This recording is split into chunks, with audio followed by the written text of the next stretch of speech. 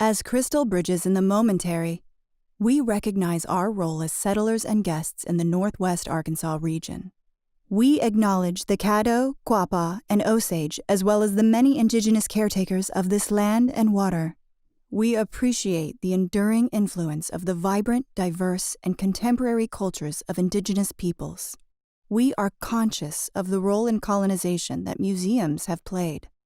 As cultural institutions, we have a responsibility to engage in the dismantling of historical and systemic invisibility of indigenous peoples past, present, and future. We choose to intentionally hold ourselves accountable to appropriate conversation, representation, connection, and education to facilitate a space of measurable change.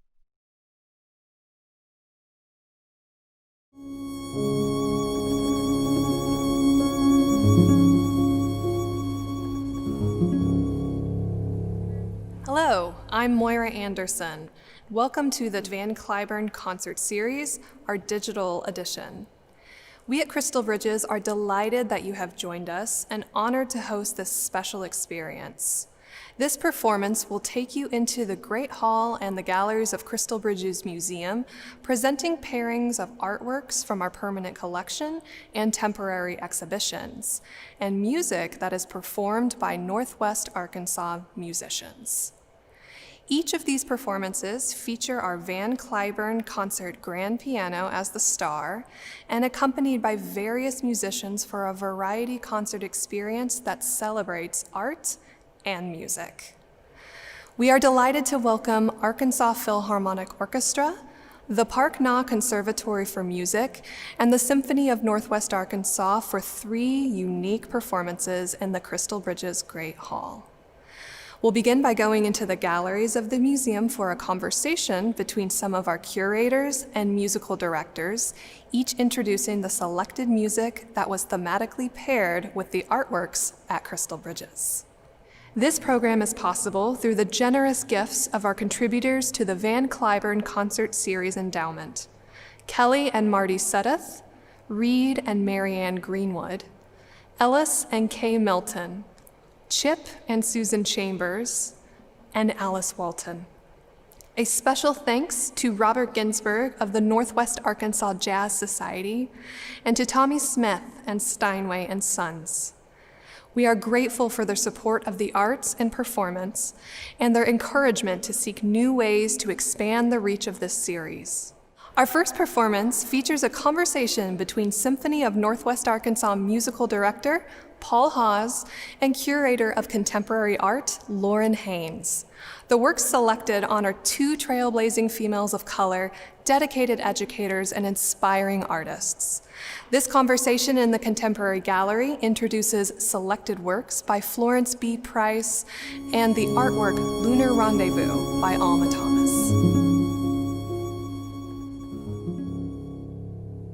So Paul, today we're here to have a brief conversation, and we're lucky enough to be standing in front of Alma Thomas's 1969 painting, Lunar Rendezvous, Circle of Flowers. And I was beyond thrilled to be able to talk about this painting. As a curator, I try not to have favorites, but this is probably one of my favorite paintings that we have in our collection. And Alma Thomas is an artist. She was born in 1891. She died in 1978. She was born in Columbus, Georgia, and her family moved to Washington, D.C. when she was young. And she spent the rest of her life living and working in D.C. And like many African-American artists of her generation, it wasn't that easy for her to really make a career of her art. So she was a junior high school art teacher, so still very much connected to the arts, living in D.C., very much in this circle and always working on her own work. And it wasn't until she retired from teaching after 35 years that she really focused on her work. And she was an abstract painter, as we can sort of see by this great painting, but it also very much was influenced by everything around her. So this painting, Lunar Rendezvous, Circle of Flowers, she liked to think about, what would her garden look like from space? She was fascinated by space travel, man walking on the moon, and that really all made its way into her work and into the paintings. It's interesting. I see a lot of parallels between the 2 lives. Florence Price she was born in 1887, so a little bit earlier. And then she began as a teacher as well. had some actually spectacular successes as a teacher, then ended up moving to a big city, in her case, Chicago. And around 1930, she won the Wanamaker Prize, which meant she was the first African American to have her piece performed by a major symphony orchestra, the Chicago Symphony Orchestra. And the art itself couldn't be more different, right? This, to me, is very much forward-looking and sort of paving a way into the great unknown, right? Especially 1969. Right. But for Florence Price, it's like she's crystallizing a movement that began with Dvorak. Like, you listen to her music, and for me, I think to myself, where have I heard that before, right? And so it's Dvorak and Tchaikovsky are some big influences for her, but it's not like it's completely her own, right? She's crystallized this beginning of a thought that Dvorak had, for example, in the New World Symphony. And she's come up with this this incredible style that while it looks back, it's entirely rooted and present, just right there in 1930. Yeah, that's amazing. I think Alma Thomas very much said that she was interested in making happy paintings, paintings that really express what she wanted them to express. And, you know, she was able to, during her lifetime, see her work exhibited at the Whitney Museum of American Art in 1972. Her work is in museums across the country. And a lot of that happened while she was alive as well. And she also has really turned into an influence for a younger generation of artists as well. And I think that also is such a really interesting thing to think about with legacy, with artists, and what that all can mean and do for the future. Sure. Well, and the piece that we're going to be performing, the piano quintet in A minor, that's from 1952, 22 years after her initial success with the Chicago Symphony Orchestra. But she kept a lot of the same elements of her style between those two times. For instance, the third movement of many of her works is called Juba, right? And so that's a traditionally African-American dance. And there's a lot of negative historical connotations, clearly, because this is antebellum. But she very much owns that and injects it into American culture, which is honestly kind of what we're all looking for at this point. Absolutely. It's just to see a truer vision of what American art really is. Absolutely. I'm very much looking forward to the performance and all of that, and thank you so much for chatting Laura. today. It's been a pleasure.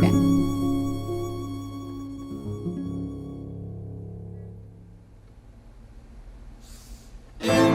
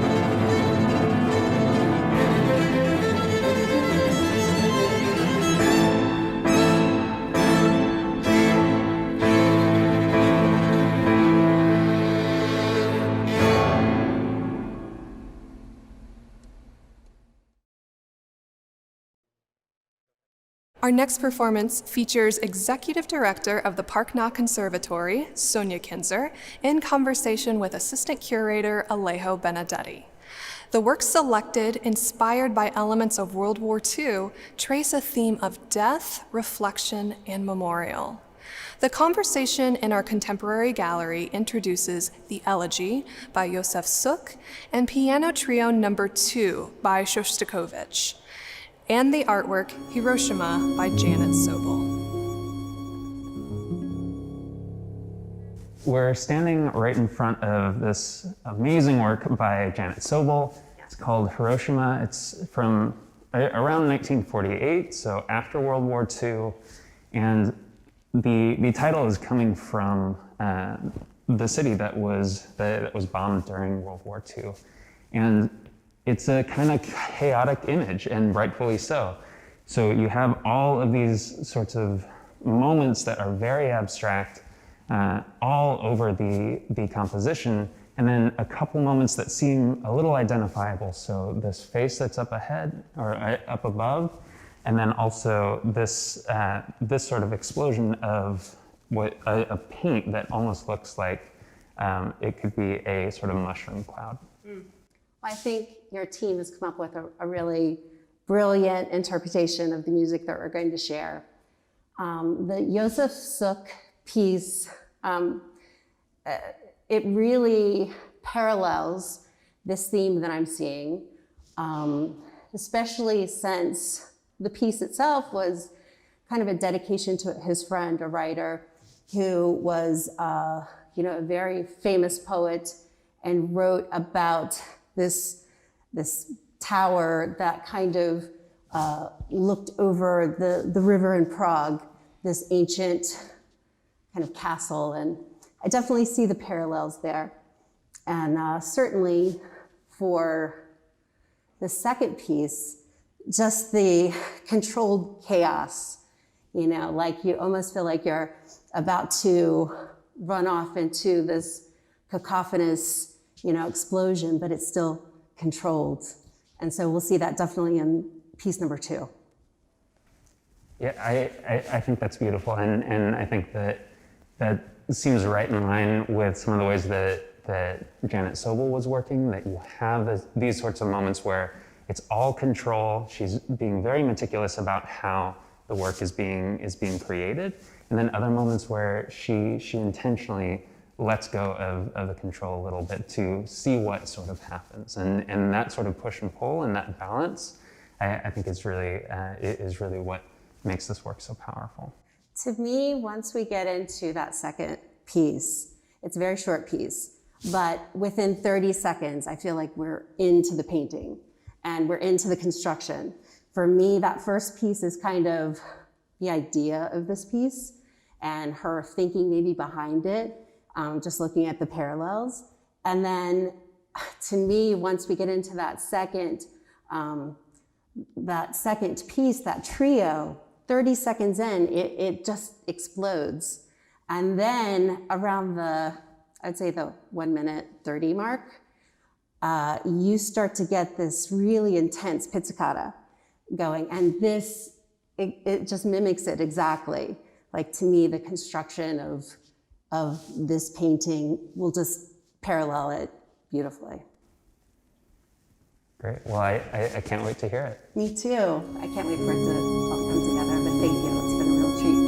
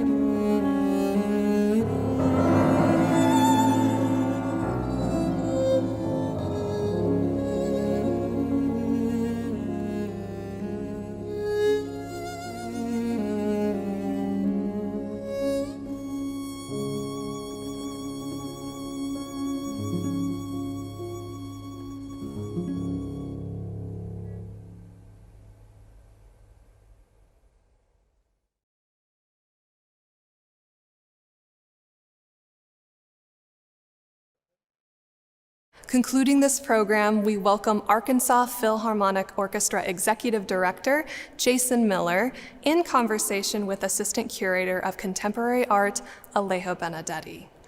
The works selected tell a story of youth, promise, and imagination. From our temporary exhibition, Ansel Adams in Our Time, Jason and Alejo present a conversation on Appalachian Spring by Aaron Copeland and the artwork On the Heights by Ansel Adams. So Leo, the APO is so excited to be partnering with the NWA Ballet Theatre and Crystal Bridges to bring Appalachian Spring, Copeland's masterpiece from the 40s. This was commissioned by Martha Graham and Elizabeth Sprague Coolidge. This was toward the end of World War II, and it's about a young newlywed couple that is headed out to the frontier to explore endless possibilities and new horizons. And I'm excited to be able to bring this work and tie it to this collection here. Yeah, well, and I think that is kind of a nice setup and a nice parallel in some ways to this particular work by Ansel Adams, On the Heights, which is part of his Parmelian Prints collection. And in that work, it's actually from a little bit earlier, 1927, and he and his soon-to-be wife, Virginia Best, who both of them had been longtime hikers and big fans of Yosemite, and they actually went and they took a hike and were taking pictures along the way, but at one point, there's actually a moment where Virginia steps out onto sort of a precipice overlooking the Yosemite Valley, and Ansel Adams snaps a picture. So a little Easter egg for you, if you come to look at this particular work, you can see just the tiniest little speck of Virginia Best standing out on the ledge there, looking back. It's very possible that Copeland was telling the story of Ansel Adams, maybe. So the ballet was a wonderful addition to this piece, as they were able to really reflect the mood and the storyline of Copeland and Martha Graham's original piece. And it was so amazing to come together again after so much time apart and to be able to perform for all of you again. Well, wonderful. I cannot wait to hear it, and I look forward to it. Thanks.